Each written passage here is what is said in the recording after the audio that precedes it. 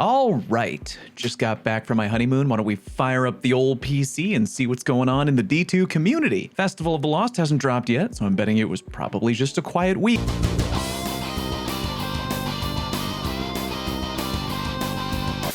Okay, for real though, coming back to this has been quite the experience for me. And if you haven't heard about what's going on with what folks are dubbing Waitgate, or at the very least you just want a slightly more detailed summary, well, I might as well give you one because I'm fresh up to date on the situation myself. Oh, and the honeymoon was lovely, by the way. Thank you all for the well wishes and watching the content while I was gone. Please do me a favor and continue to watch 50 games of Dead by Daylight for spooky season. Thank you so much. All right, here we go. On October 20th, a D2 player named Spark tweeted out that he thought weapon drops in the new Vespers Host dungeon were being deliberately weighted against Envious Arsenal and Bait and Switch on the VS Chill Inhibitor grenade launcher. Those of you who watched my Dungeon God Roll video might remember me, and probably many other creators I'm sure, pining for that exact God Roll combo, which seemed to be really elusive and rare across the community. Spark had been collecting data from 13 different players' drops of the first dungeon encounter and mapped out his findings in a binomial test, coming to the conclusion that there had to be some kind of weird weighting going on behind the scenes. And by the way, if you're here right now as an outsider from another game peering in the window of D2, this is pretty routine stuff for the Destiny community, I should say. AKA saying that certain weapon drops or perks or whatever in general are being intentionally weighted by Bungie behind the scenes. However, usually that comes in the form of anecdotal evidence, whereas Spark at the very least was sharing numbers and personally collected data. That tweet sparked a discussion in the community, as it often does, including a reply from a former Bungie game dev who mentioned that, quote, "There's no mechanism in the code of the engine to weigh perk drops on a weapon. Items can be weighted if I remember correctly, but the individual perks can't be." That quote, by the way, is going to become really important later on to me, but not for the reason you might think. Anyway, moving on. On the morning of October 23rd, D2 streamer Vendetta put out a tweet going over something that he didn't consider hard evidence, but rather a sort of funny coincidence regarding the recent discussion on perk weighting, and at the very least, thought it was worth looking at. He was checking out data on light.gg, which if you didn't know is a really popular third-party website that digs into the D2 API and lets people look at weapon rolls and other information. Light.gg can specifically show you the 8 most popular perk combinations for any weapon.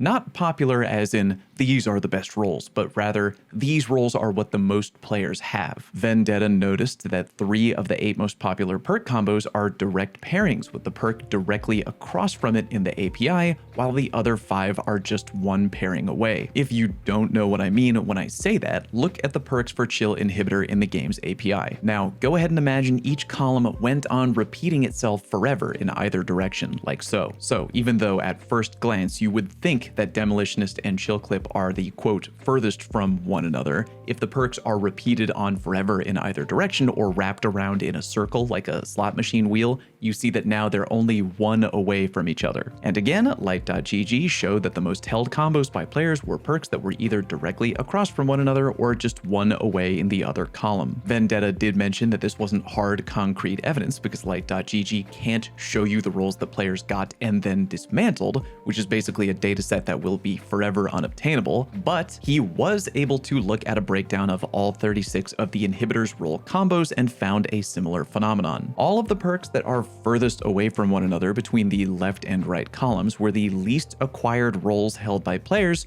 which he also observed when looking at the other dungeon loot as well. He concluded his little "hey, isn't this kind of funny" review by saying that some other weapons match this pattern while others don't, although he doesn't mention which other weapons he examined. Following that odd realization, part-time YouTuber and full-time guy who looks like he'd be the nicest member of a metal band you could ever meet, Scarrow, took the whole Vendetta realization one step further by layering in additional data from a site called D2 Loot Tracker, which, by the way, side note, I'd never heard of before and is actually kind of badass. In short, the website can help you track data for specific weapons you're farming. Anywho, Scarrow noticed the exact same thing happening with dungeon loot he was tracking. I'm gonna go ahead and highly recommend you take a detour here and watch Scarrow's video, because not only does he do a pretty thorough job explaining the data from both D2 Loot Tracker and Light.gg, but he also approaches the situation in a way I really respect. No hard, angry accusations or finger pointing, just basically saying, look, here's the data, please correct me if I'm missing anything, but from the data, I think the situation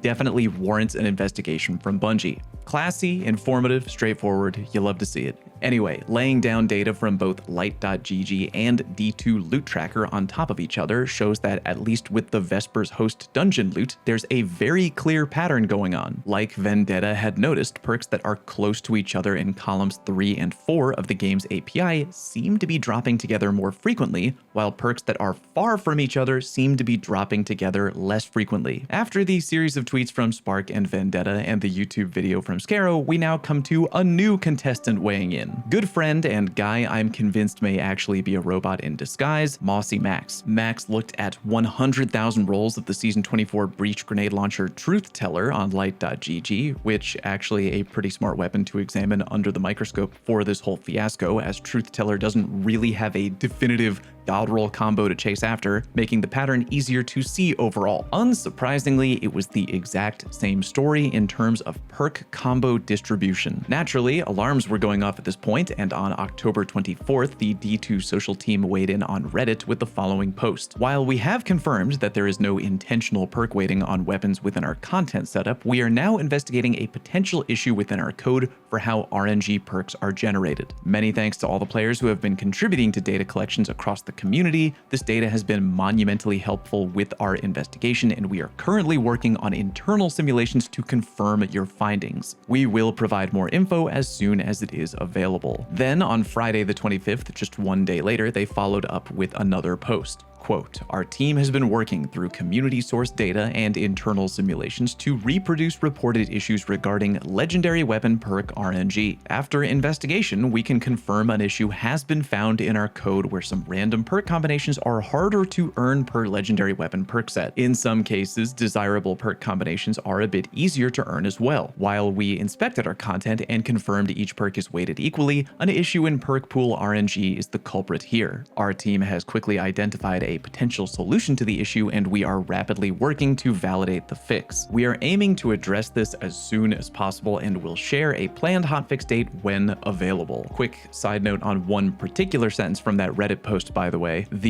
In some cases, desirable perk combinations are a bit easier to earn as well. That definitely did make me chuckle a little bit, and technically, it's not wrong. For example, on the VS Gravitic Arrest, I mentioned in my Dungeon Godroll video that one combo in particular I really wanted to try out in PvP was Under Pressure and Closing Time, which more likely to drop as those two perks are directly next to each other in the API. But it did make me giggle a little bit that Bungie had to throw in a little, hey guys, silver lining, am I right?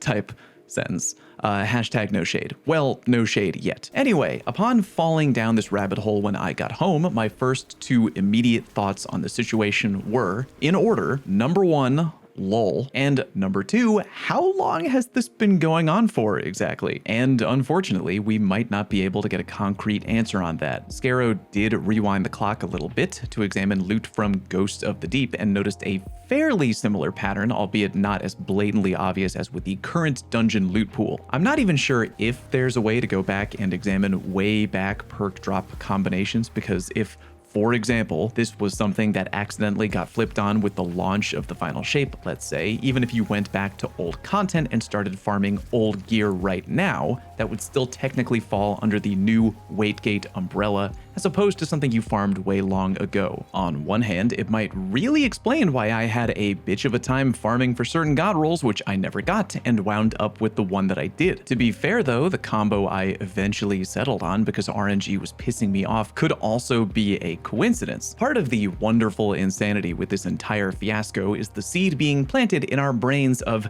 this could be a recent thing, or God help us, a not so recent thing, unless we have some really dedicated people out there with ancient untouched vaults filled with hundreds of rolls of one particular gun. It seems doubtful that we'll ever know for sure. Bungie did promise they'd give us one of those crazy dev deep dive articles explaining just how in the goddamn hell this happened in the first place, and I'm gonna go ahead and say two things. One, props for doing that, because I'm sure this is probably pretty embarrassing for at least one department over there at Bungie. And two, here's hoping that they don't chicken out and rather tell us straight up how long they think this has been going on for, because I am really curious. And now we come to the big question that I've been hearing nonstop regarding this issue ever since I've gotten home. Was this intentional? AKA, did the powers that be at Bungie determine they wanted certain role combos to be more frequent while having other certain role combos be less frequent, and intentionally created an algorithm that set forth to do just that? If you want my 100% honest and personal opinion on that matter, I'm actually gonna say no. And before a small portion of you rush down to the comment section to tell me that I'm a drone NPC sheep dick rider, whatever you want to say, let me explain why. Remember that tweet earlier from a former Bungie game dev who flat out said she remembered it wasn't possible for perk waiting to be a thing? The key thing to remember there is that she's a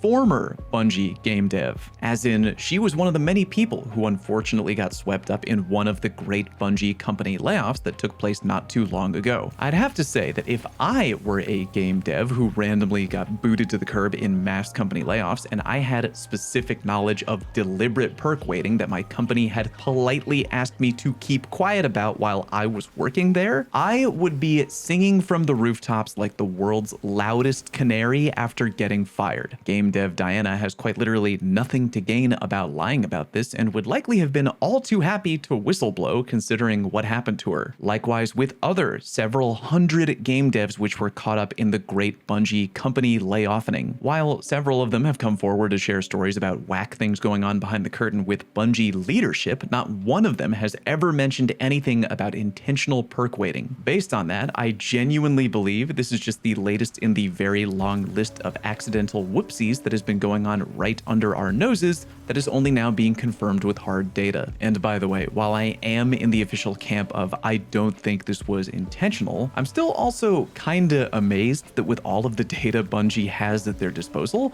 they didn't see this before the community did, which also makes me feel like whatever the hell's going on under the hood, it has to have happened somewhat recently, knock on wood. Like, do I feel this has been going on for years and years and years? I mean, anything's possible, but I'm really hoping no, because if not, wow, we are really owed an explanation. But I do genuinely think the answer will end up being no, only somewhat recently, because true story, the D2 community is incredibly goddamn clever. And I really do think that had this been going on for a very long time, there is no doubt in my mind, it would have been uncovered way sooner, just like many other weird kerfuffles in the history of this game, held together by duct tape and dreams. Here's hoping that detailed Bungie breakdown they promised will answer every question we have about this insanely weird incident, which has no doubt already cemented itself into the Destiny Drama Hall of Fame. In the meantime, I probably recommend not actively farming the dungeon for god rolls at all until the situation has been resolved. That is, unless the perks you're looking for on any given gun are either right next to each other in the API